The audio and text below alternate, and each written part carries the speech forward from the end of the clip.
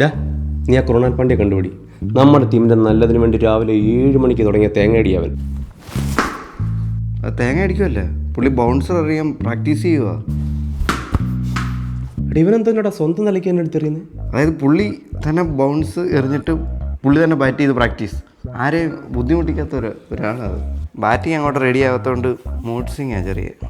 ആർക്കാർ സിംഗ് വേണ്ടത്? ഇൻസിങ്, out Singh, reverse Singh, ഏത് സിംഗാണ് ഞാൻ അറിയാം. ഇവിടെ മൂഡ് സിംഗിൻ്റെ കാര്യം പറഞ്ഞത്. മൂഡ് സിംഗ് അത് ഞാൻ അറിയാം. എങ്ങോട്ടാ തിരിക്കേണ്ടതെന്ന് പറഞ്ഞു തന്നാൽ മതി. ഋഷഭ് പന്തേ എവിടാ? ഈ പന്ത് ബാറ്റേ കൊള്ളാത്തവനെ പന്തെന്ന് പേരിട്ടവനെ ആദ്യം ഓടിക്കണം. ഈ മാല ഇപ്പോൾ ഇതെന്തോ വരും 10 പവനോ? ഈ മന്ദൻ്റെ ഒക്കെ ആകുമ്പോൾ ഒന്ന് മറിക്കാൻ തരണം. IPL കഴിയുമ്പോഴൊക്കെ എടുത്തു തരാം. ഈ ഓണർ പൊക്ക സാറേ, വയ്യ സാറേ. എനിക്ക് എന്തുവാണോ കുഴപ്പം? കൈ പൊങ്ങുന്നില്ല, മുട്ടുവേദന, മൊത്തത്തിലൊരു തളർച്ച. ഇച്ചിരി പൊടിയേരി കിട്ടുമോ? ഇങ്ങനെ പോയ നിന്റെ അരി ഞാൻ പൊടിക്കും. എനിക്കിനി ഒന്നും നോക്കാനില്ല. എല്ലാത്തിനും ഞാൻ അറിയും. കൈ കിട്ടുന്നവനെ എല്ലാത്തിനും ഞാൻ അറിയും. എന്തായാലും പൈസ പ്രായം ഇത്രയായി. എല്ലാത്തിനും ഞാൻ ഞെരിക്കും. ഞങ്ങളെ അടിക്കുമോ? അടിക്കും.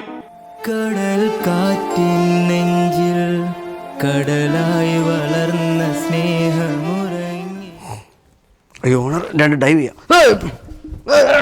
ഡാ നിർത്തണം നിന്റെ ഉടായ്പ്. നിന്നോട് ഇപ്പം ഡൈവിംഗ് ഉണ്ടാക്കാൻ ഞാൻ പറഞ്ഞു. എടാ എന്നാൽ എനിക്ക് വല്ല സ്കൂബ ഡൈവിംഗ് ആരെ കൊണ്ടുവന്നാൽ പോരായിരുന്നു? നിന്നെ ആ ന്യൂസിലൻഡിൽ ഇങ്ങോട്ട് കെട്ടിയെടുക്കേണ്ട വല്ല കാര്യം ഉണ്ടായിരുന്നു?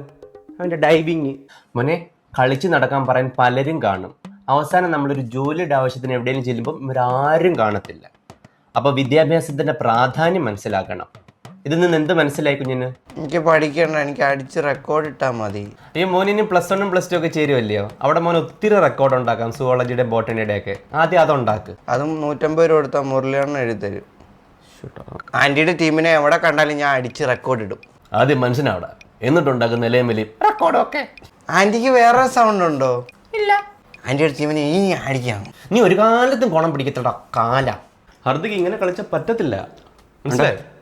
എല്ലാവരോടും എനിക്കൊരു കാര്യം പറയണം. പറ സൂര്യ. ഈ തവണ അംബാനി കൊണ്ടുവന്ന ഒറ്റ ബബിൾക്കത്തിൻ്റെ മധുരം നിൽക്കുന്നില്ല. ഞാൻ ഇപ്പോൾ പഞ്ചസാര മുക്കി അഡ്ജസ്റ്റ് ചെയ്യുന്നത്. നിങ്ങളൊന്ന് പറഞ്ഞിനെ ഞാൻ വിലം വിളിച്ച് ഞാൻ പറയും.